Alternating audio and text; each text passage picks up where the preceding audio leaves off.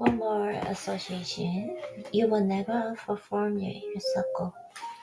When you find your two your associations, you allow yourself to transform your actions radically enhance your results. You could be one association away from changing your entire life. As a one more thinker, you have an obligation to keep refining your peer group of friends and family members so they add value to your thoughts, goals, standards, and outcomes. One of the most powerful dynamics in the world is to be productive and blissful in ways your peer group expects of you. The bottom line is this. You may need to either change or expand who you associate with because who you allow into your inner circle is critical, and you must cultivate and invest in these people as means of investing in yourself. Your relationships define you. Your relationships directly affect how you function in the world. Since the day you were born, you've bonded with other humans. Your caregivers and immediate family were your entire world early on. As you grew, friends and others with shared interest and your work association became your focus. You have been defined by all these relationships throughout your entire life. Some have added tremendous value, others have been a big waste of time. Your associations bind you to the world. You're not an island. Instead, you're part of the interlocking web of humanity that shapes your identity based on your associations. It follows that the people you spend the most time with are the people who will influence you the most. While you have some say over your relationships with your blood relatives, you can change your DNA. You can choose to limit how you interact with family members who are toxic, overbearing, or naysayers. Unfortunately, familiar relationships are complicated, so for the purpose of the one more thinker, focus on the relationships that you have a lot more control over your peer group. Your peer group is the most potent force and influencing agent in the world. You must place an utmost care on who you let into this group. To success in life, your peer groups and standards must align with your own. Their standards must become yours and vice versa. Be prudent in the company you keep. Like Hiro and I, you are the sum of your relationships, and you are judged for it. Your relationships are a big part of how the world sees you. They can either work in your favor or against you. If you are not getting all the results you want in life, take a look at your closest relationships. You may discover a relationship has grown stale. You have changed. The other person has changed. Our time and distance mean the bond is no longer strong enough to benefit you. When this happens, it's time for one more thinkers to consider the possibility of adding new and different associations into their lives. Your relationships in a bullseye. Think of your relationships as a series of concentric cycles, much like in a bullseye. Each circular space represents different intimacy levels of the people you encounter in your life. The closer you get into the center of the circle, the closer you get into people who you connect with and deeper and the more profound level. For example, the circle's almost in a ring is filled with the strangers you meet daily. It could be the people sitting at the next table of the sports bar, watching the same games as you,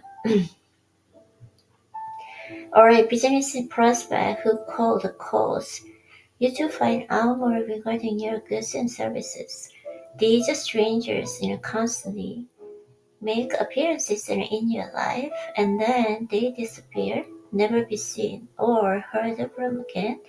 In general, the impacts of strangers on your life are negligible. Acquaintances and people you see from time to time, such as the butcher behind the meat counter at your grocery store, or the parents of your sons and daughters' friends. Your small chats over time bond you to these people, and you enjoy random interactions when you bump into them. Casual relationships draw you and the other even closer. Think of these people as your outer circle of friends. They are your children's teachers, people you see at house parties, and members of the same clubs or organizations you belong to. You invest your relationship energy with them on a limited basis. You're comfortable sharing information, and you tend to like these people. But your relationship with them is guarded, and you don't go out of your way to have them in your life. The innermost circle is small and consists of just a few people who infect you daily. These people could be your spouse, children, or parents, but that's not always the case. There are no hard and fast rules and they say blood relatives are immediately granted access. Not all lifelong friends and family members end up being in your inner circle, and that's okay. You can still be close to those people. Their relationships and values and the worth of your time and commitment. Your inner circle could have a mentor or a business partner who has worked by your side to grow a shared enterprise and from scratch into success. It could be a friend you just not click with. There is a bond of trust, commitment, and familiarity that brings you close, and no set timetable on how quickly these inner circle relationships develop. Some take years, and others can happen in a matter of months. These bonds remain fluid, and when they do change, that's when you need to consider new associations.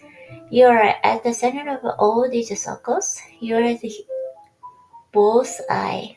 The nature of life is that people enter your life and they move close to the center of the bullseye, or they move away.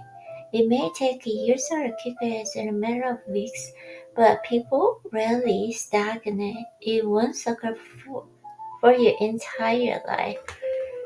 There is another way of explaining the expression that people enter your life for a reason, a season, or a lifetime.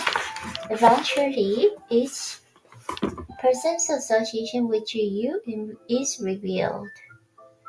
When that purpose has been realized, your relationship changes and the other new associations move in fill the void. The people in each of these circles influence your life. The closer they get to the center of the circle, the more potential for ongoing, meaningful dialogue and impacts on you. The boundaries between these circles are fluid and dynamic. Relationships are constantly change, and the people will move from one in the circle to next depending on how your life or theirs changes. Time and circumstances and create this swirling flow of people moving from one circle to another all the time. A closer look at your inner circle of friends. All the circles in your life influence you to some degree or another, but it's the association you have with your inner circle that influence you the most. That's why when you add or drop an association in your inner circle, you will experience the most change. Think about a small group of friends you're closest. Okay, you are closest to in your life. Who are the two, three, or four people outside of your family who you will spend the most time with and over time fast? 90 days. Do those people have two or three things in their life? whether it's in material possessions in a business associate, a business success in a fitness level, spirituality, or other emotions they're experienced. Okay, that you desperately want in your own life.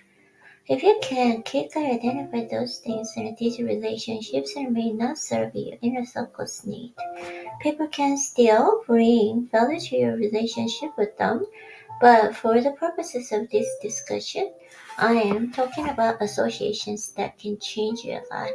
If you don't have anything in their life that you don't have but want, it's a time to re-evaluate whether you should seek other associations to meet your needs. Conversely, if these people have things in their lives and you desperately don't want, such as being broke, unfit, constantly angry, lazy, and so forth, then you need to evaluate your proximity to them immediately.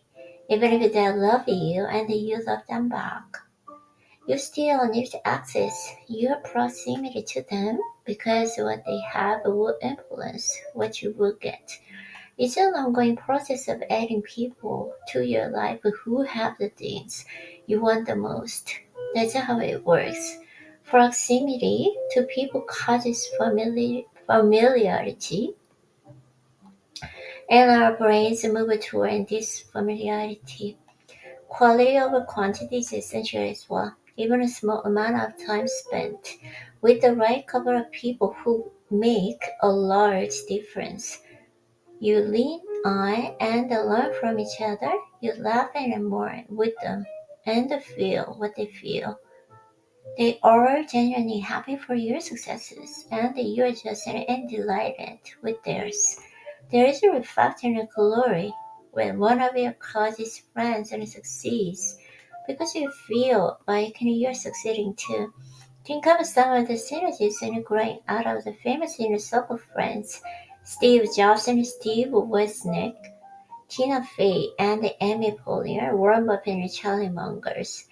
Great art or accomplishments of any kind of art often a single person's vision, but they realize that with the help of an inner circle of friends who bring that passion to life. Think about bands like in a Foo Fighters and Imagine Dragons, okay?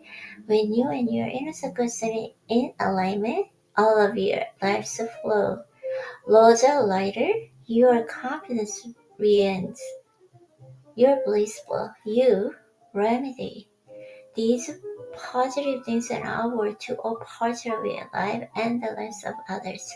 Sometimes, though, your inner circle no longer adds to the value you need through no fault of yours or theirs. Life changes.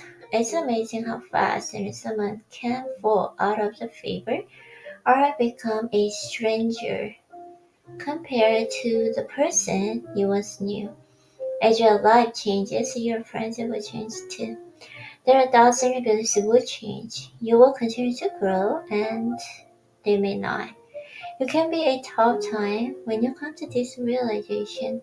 Deep down, you will know. Then you will have to decide how you want the friendship to change.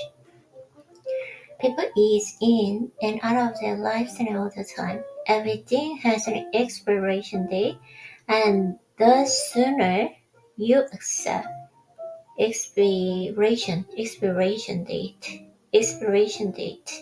and the sooner you accept that a friendship, while still having value, does not meet the criteria required to meet your highest level needs, and you will accept that you probably need to find a new association in your life. You must then intentionally choose to move these people from your inner circle to your outer circle, giving you the opportunity to maximize the potential for new inner circle associations. Just like cars need regular maintenance, so too do your associations. Hmm. Evaluate whether the proximity of the people in your inner circle is still appropriate or not. Don't be flippant about this. Be honest about what you need out of the people you need the most. As Benjamin Franklin cautioned, be careful when choosing a friend. Be more careful when changing a friend. Words that hold just as much meaning today as they did not then 200 years ago. Don't take this responsibility lightly, but don't neglect it either. Simply change. You don't want to make a difficult choice. What more thinkers recognize their relationships and expand and the contract over time. This movement allows for one more association to add immiscible value and give us more of the life we deserve. Auditioning your inner circle.